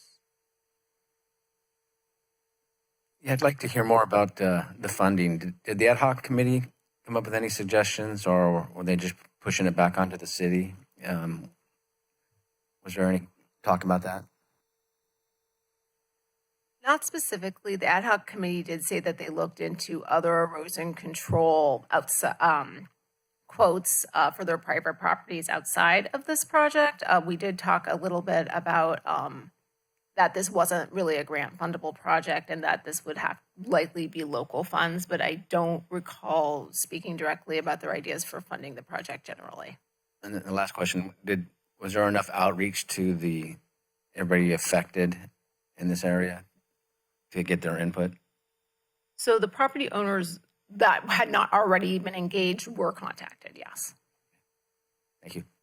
I think my question's along the same line where the $250,000 would come from and whether these homeowners, the 8 property owners, would be willing to share the costs, and what happens if additional bluff failures occur in this area during a project design or construction or during the construction phases, such as during this upcoming winter's Godzilla El Nino. Do we stop the work and start over? Would this add additional cost to the process? if we had moved forward.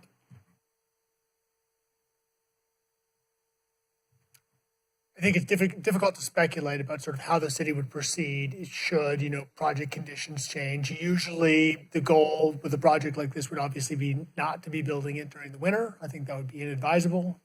So we would have to be dealing with the site conditions that existed, probably next summer, because I'm assuming, we'd have to depend on whether the council was going to allocate funding. Where the funding would come from, if council directed staff to identify funding, we would come back, I think, and look for different options. Off the top of my head, there's not an obvious source. So, really we're looking at sort of spending reserve levels, which I think as Councilwoman recalls are already below policy levels pending FEMA reimbursement.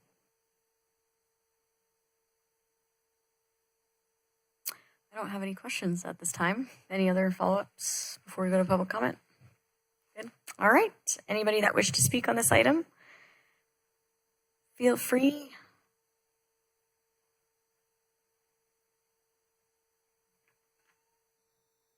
Hi, welcome. Good evening, Karen Hanna.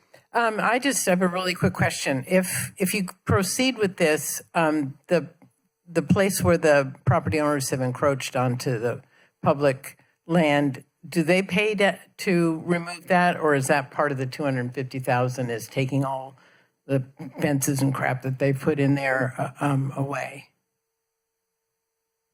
Do we know? I think we, I believe. Their expense, yeah. That was my concern. We shouldn't pay to take things away from their encroachment. And if you don't do this, are they just going to keep expanding until they're just, they have their barbecues right to the edge of the cliff and don't have any of those pesky people walking in front of it? I think it's a fairly small amount. Any one of those people could write a check for it. So it really would be nice to encourage them to, bear in the cost, since they've had the pleasure of using some of that property for all these years. But I understand how difficult it is to find that amount of money just like that. But it would be really nice if maybe Depot Hill could hold a bake sale. It seems like it's a manageable amount of money for the community to say, hey, let's all chip in. Maybe get a little fundraiser. Look what we did with the playground and the library and the wharf and all that. And, put some plaques up on the fence for the donors. Seems like somebody who really feels strongly about having this project could kind of take that and run with it. That wouldn't be me, but thank you. Thank you. Hi, welcome. Hello again, TJ Welch, and I like the way Karen thinks. So I want to be consistent with my earlier message. We don't have money. But before I do that, I have to say take exception with Councilmember Orbach swearing during it's been recorded. I find that unprofessional. I find it a misrepresentation of what our city council members should be like. So, but I am going to agree with you that we don't have the money for this tonight. I don't think we should be putting our money towards that, even though I live there. I enjoy walking that hill. But having said that, I think that hopefully there's some options, whether it's a bake sale or like our community did in the past, we came together and built a fence there. And we did that to save the expense to the city. I think our community will come together again. We've been discussing this for a while. Of course, it depends on those homeowners that are willing to give up the public right of way again. And I think we can go in there and do a great job. I think we proved ourselves previously of that. But if that's not even possible, I think there's still some options. I think we can narrow down the close so we have some view areas from some of the houses that weren't affected by this. I also think there's some transparency in how this even happened. This wasn't by our typical C-type storm damage, damage. This was done by a storm drain that wasn't maintained, and it washed out an upper part of the bluff. So this is, well, I have no doubt that we're going to continue with the storms. It's going to cause damage. It's going to keep retreating until hopefully the Coastal Commission steps up and lets our homeowners protect their houses. I hope that you'll look at some different measures. One, letting the the community come in and do the work to open that path. I think it's ridiculous, this bid of $220,000, although it's probably appropriate for a large construction company. But I think our community can do a great job of opening that up and making it open to not the elitists on Depot Hill, like some people believe, but to the community that comes up there and goes up that walkway and walks around that area every day. And then secondly, if we can move it in a little bit, if it's not open to us opening up the whole trail, doing it ourselves, we can move those benches in and make it, at least it's open to some of the homes that are already there. And then lastly, I hope that really we take a look at our budget process, or you take a look at I've looked at the budget. Our for a city to not have a capital improvement program, I found it ridiculous. I don't know a city that doesn't have a capital improvement budget to go on with their projects. I don't know how you pay for police cars in 5 years. How do you budget for computers in 3 years? I don't know how a city operates. You're living literally paycheck to paycheck. And now we've identified that we're coming up with this financial issue. I have no doubt we're going to ask for another tax measure. So I hope you look at those things. Thank you. Thank you.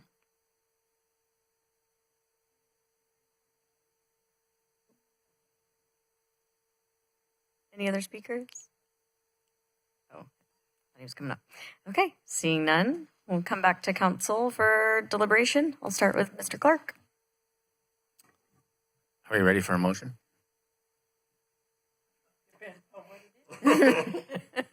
Well, I would like to make a motion, the recommended action, to receive the conceptual design and cost estimate for the Grand Avenue pathway and provide direction on next steps, and those steps being funding, possibility of the community coming together and putting the project together. But that would be the next steps that I would encourage.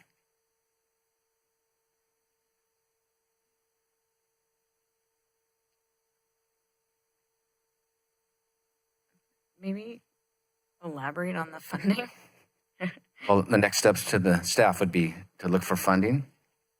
Okay. Either through CIP or other avenues, and then to see what the community might be able to come up with. You know, like everybody has said, the community's come up with some great things with getting our wharf put back together, Treasure Cove. Oh, could I offer a friendly amendment, maybe some clarification to that, Councilmember Clark? When you say look for funding, would you mean look for funding during our budget process of our CIPs, and so that we could allocate funding if we find funding at that time, and if there wasn't during that budget process, that then we look for other avenues? Is this if there's a liability issue, then we'd have our legal counsel advise us to that. So I just, clarification maybe to it. Are you looking tonight for a second on funding it tonight, or are you looking to the direction being to find the funding this evening? Then you will not. You aren't going to accept my friendly. Oh, absolutely accept it. Yes. Yeah, so just to be clear, my friendly amendment was to push this off until we do the CIP process of our budget development. That will be ongoing, so we could look at all the projects together. Yes, exactly. Okay. Was I clear enough? Sorry. So, okay, so there's a friendly amendment. So is the motion not to do anything today? I think that's the motion. Yeah, I need a little bit of clarification. I mean, I'll speak. I mean, for me, I agree. I don't think the city has $200 and something thousand to spend on the pathway on Grand Avenue. It's been a wonderful amenity. And certainly, I think as a city, we're always open to community groups coming in and, you know, making a proposal to us that they would like to raise money to do a project. And, you know, if they wanted to do that, we'd certainly be open to it. But tonight, I'm not particularly interested in trying to find funding for this. I'm willing to say, you know, as I said, to the neighborhood, if you want to come to us with a proposal, we would certainly be here and available and want to listen to that. I know that liability is a huge issue about who does work on those kinds of projects, so we have to be a bit careful. You know, as I said, for me, the pathway was wonderful while it was there. You know, we do have several streets that dead into where the bluff is, and if I were going to make a motion, I would ask that the city look at perhaps what we can do at the end of those streets, like providing a couple parking spaces and maybe some benches that, you know, those can be sort of viewpoints that people can look out at the ocean. I think we have to deal with the plaques that are all along there. You know, maybe we can do some sort of display that the plaques that are now on the fences can go to the sort of ends of the streets. I mean, I think there's a lot to talk about, but I'm not interested in voting for the city trying to come up with money to do this project at this time.